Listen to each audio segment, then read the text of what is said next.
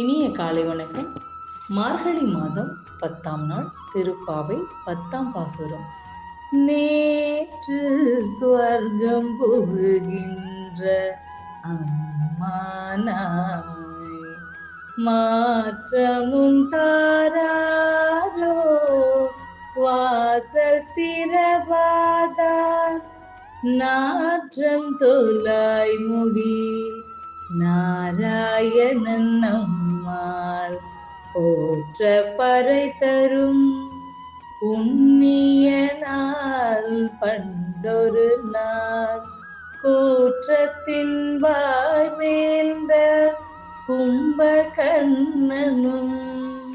தோற்றமுனக்கே பெரும் துயில்தான் தந்தானோ ஆற்றல் அனந்தலுடையாய் அருங்கமலமே தோற்றமாய் வந்து திரவேலோரெம்போவாய் தோற்றமாய் வந்து திரவேலோரெம்போவாய்.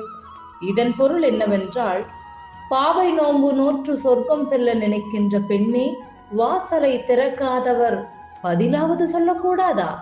மனம் வீசும் துளசி மாலையை தனது தலையில் சூடியுள்ள நாராயணன் நாம் போற்றி துதித்தால் அருள் செய்வதற்கு ஆயத்தமாக உள்ளான்.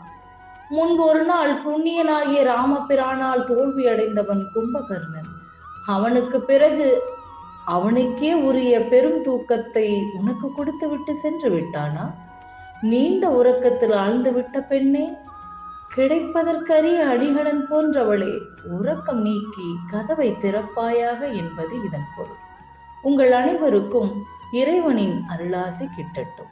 ஆண்டாள் திருவடிகளே சரணம்.